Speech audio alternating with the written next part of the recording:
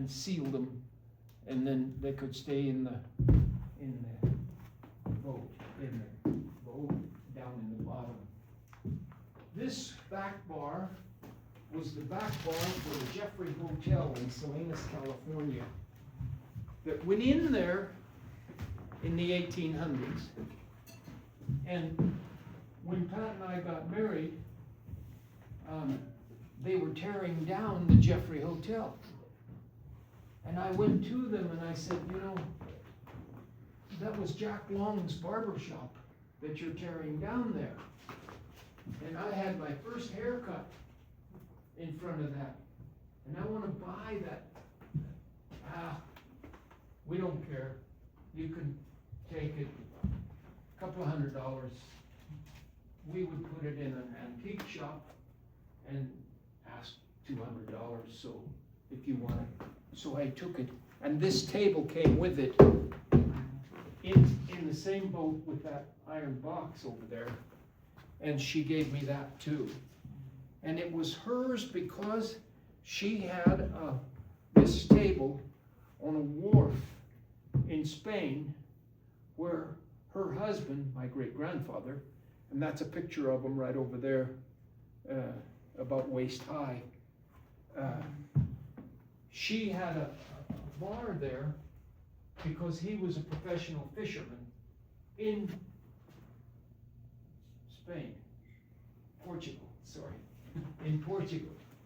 And so anyway, I got the table, and this chair was a chair that I got my first haircut on, with a seat right there on top of that, where your head's high enough for the barber to work on. And that chair was in front of that back bar in the Jeffrey Hotel, and I got both of them. Wow. On you go. Pretty amazing. This is my first horse, Ginger. And Ginger was the love of my life at that stage in my life. And Ginger was unbelievable.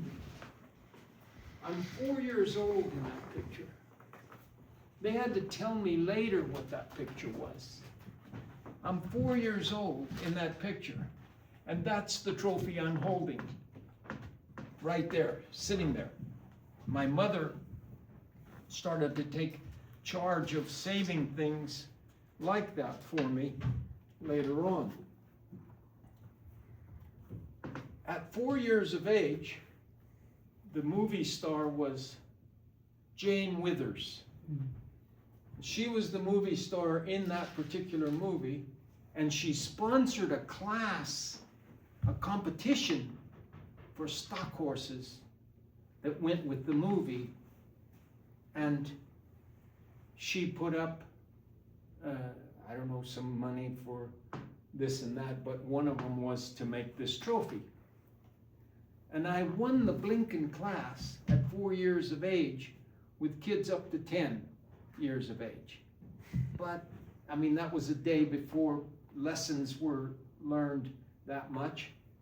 And I didn't know what was going on. I'm hugging the trophy there because everybody told me, oh, you're wonderful. You did so well against these kids up to 10 years of age.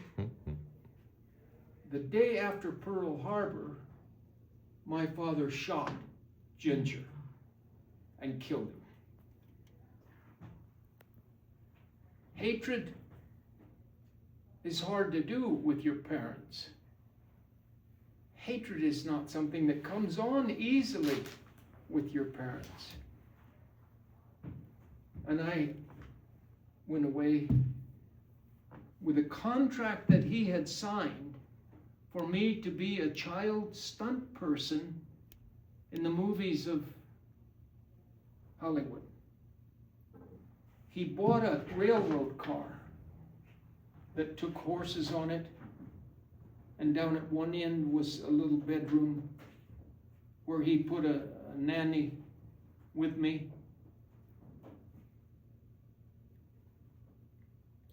And sent me off south through Los Angeles and down through Arizona and down through New Mexico and up through Nevada doing movies that needed a child stunt person.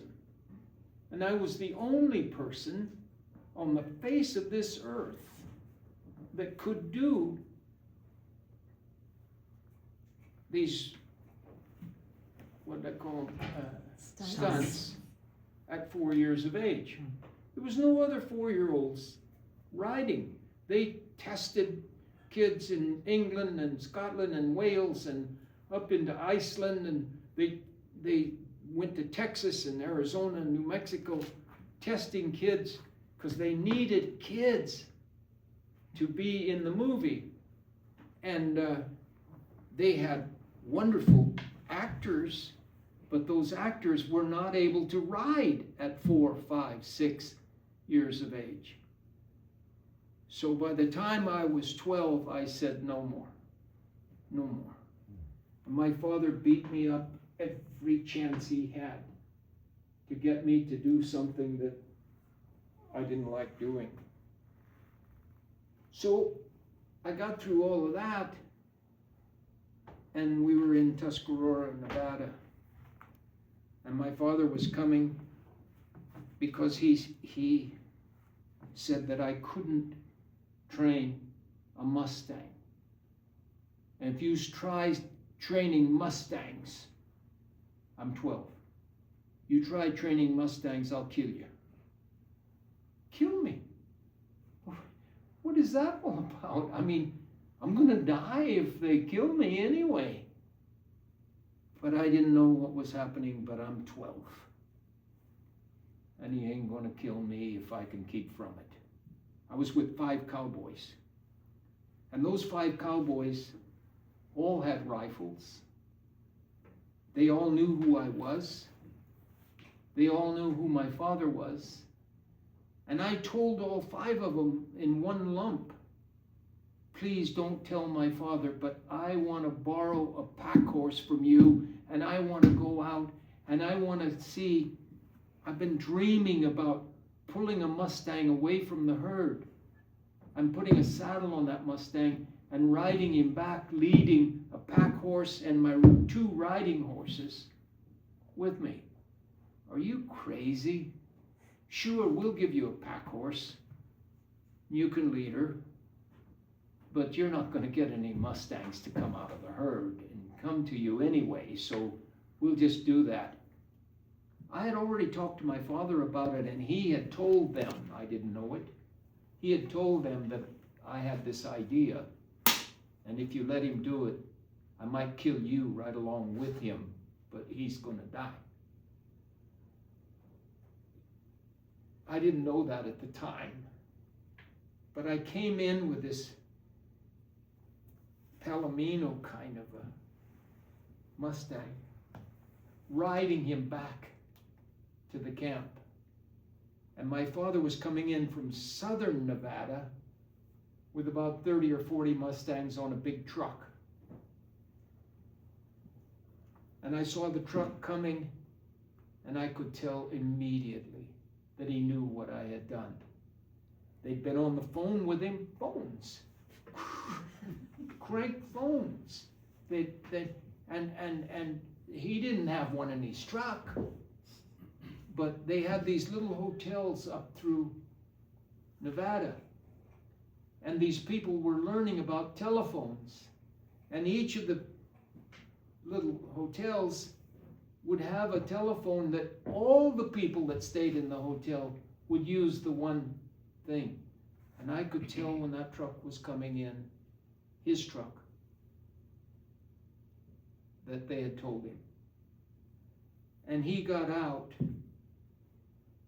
I guess, ready to kill me. He acted like it.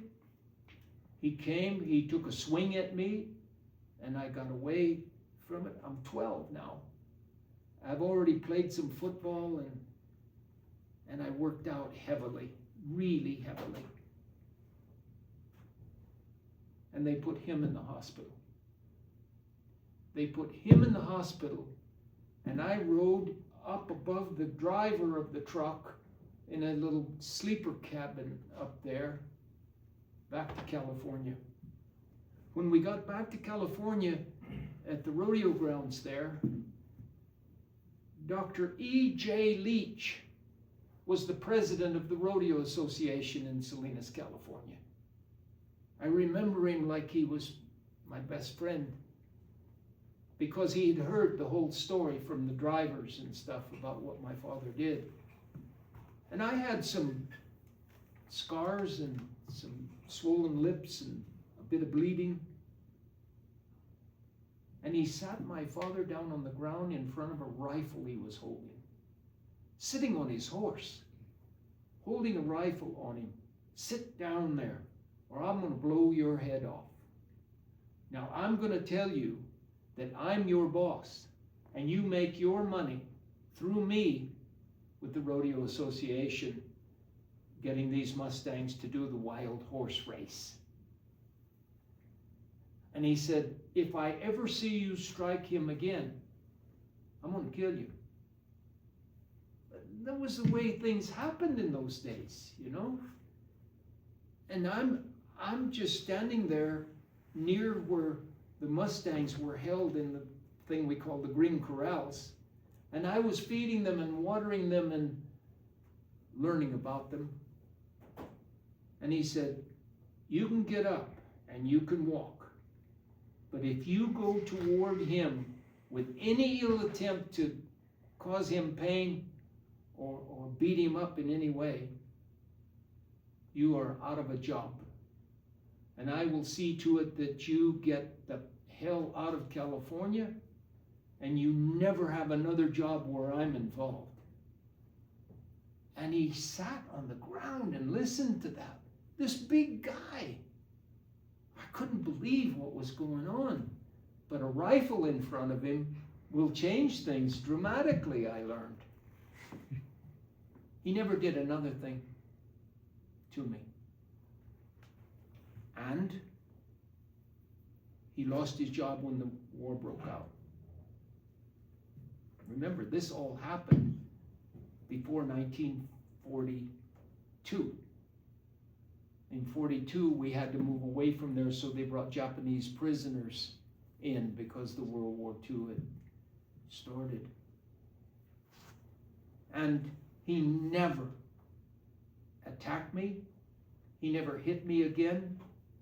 He was scared to death of Dr. E.J. Leach. And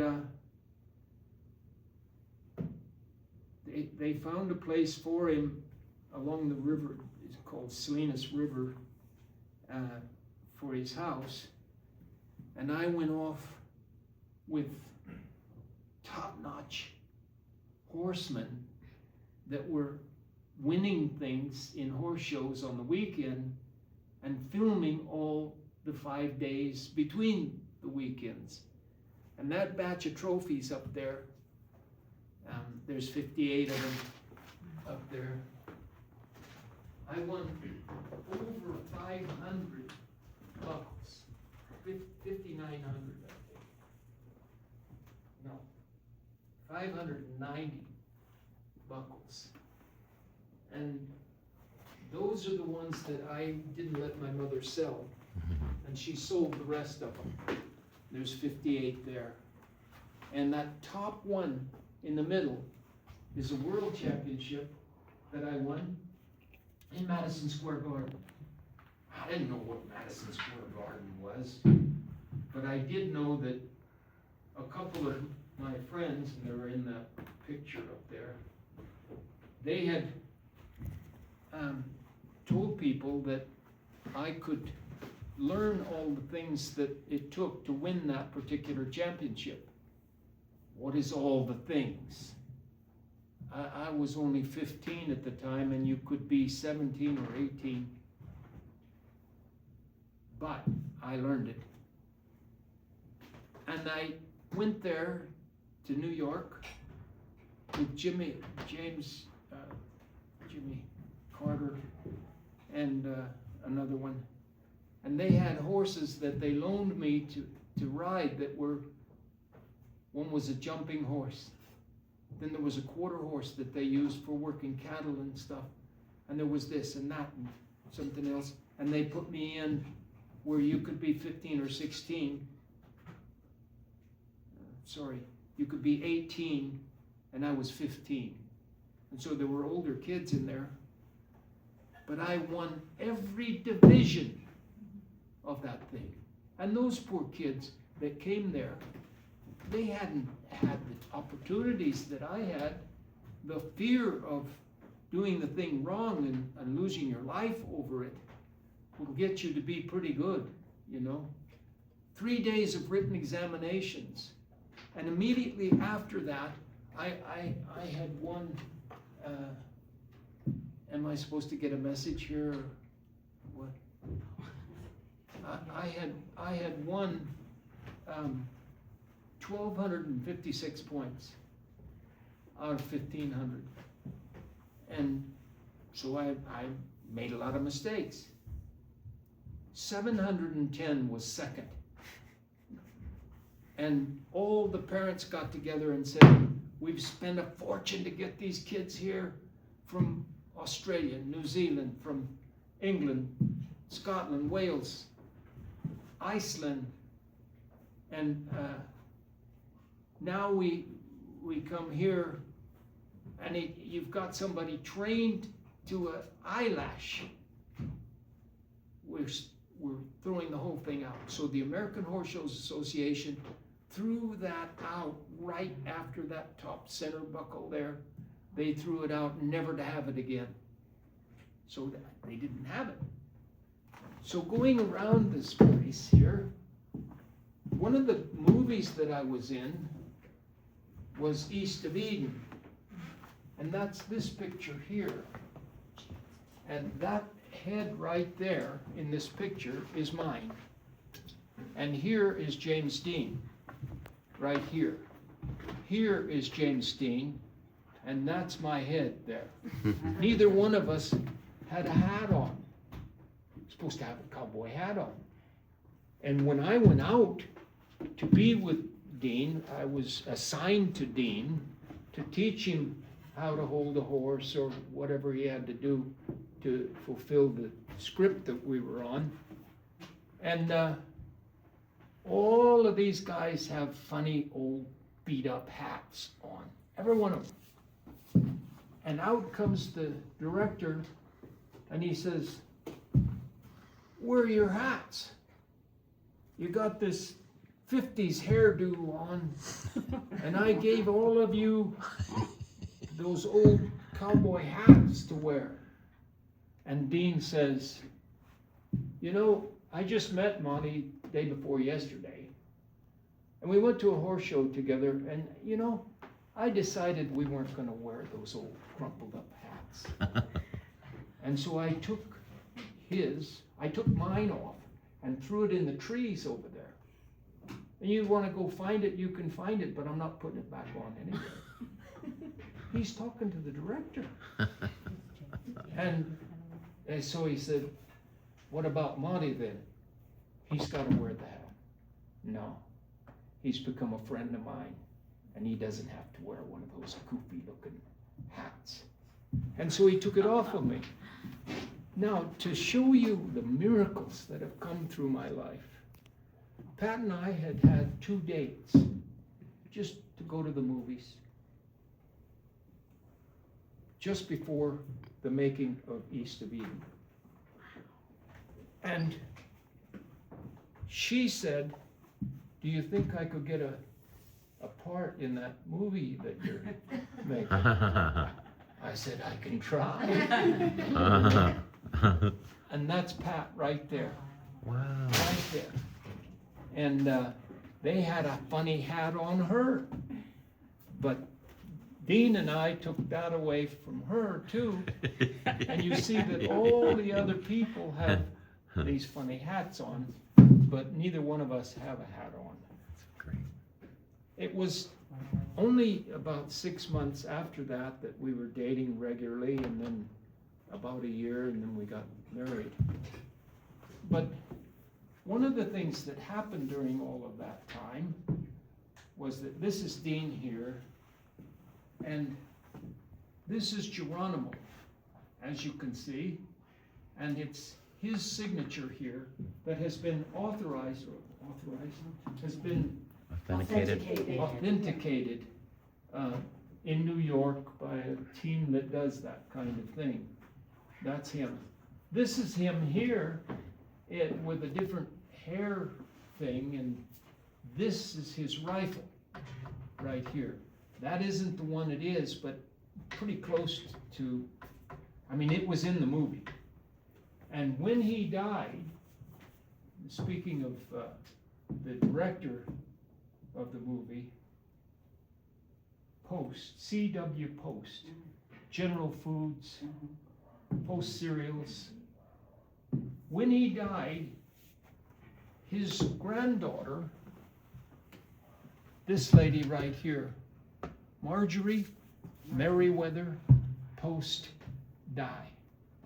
She had a house down that now burned away, right as you go to the sea from Los Angeles.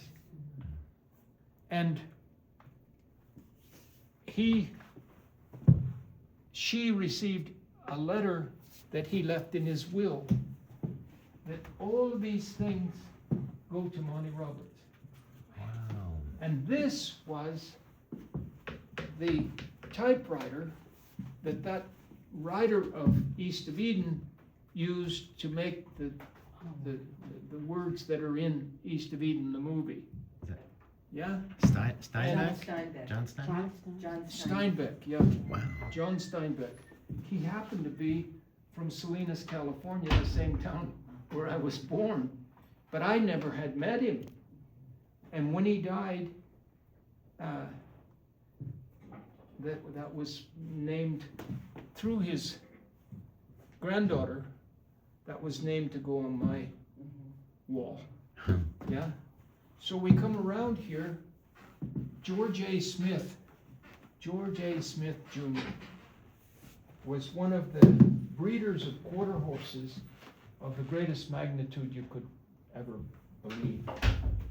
And he saw me working without violence with horses, and he fell in love with me.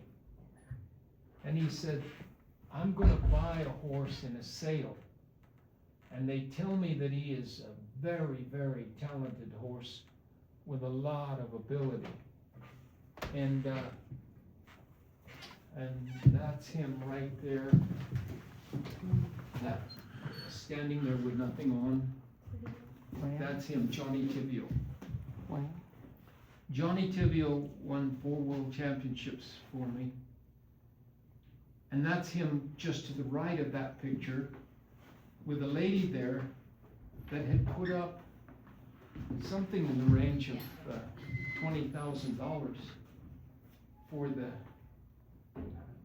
trophy of that contest.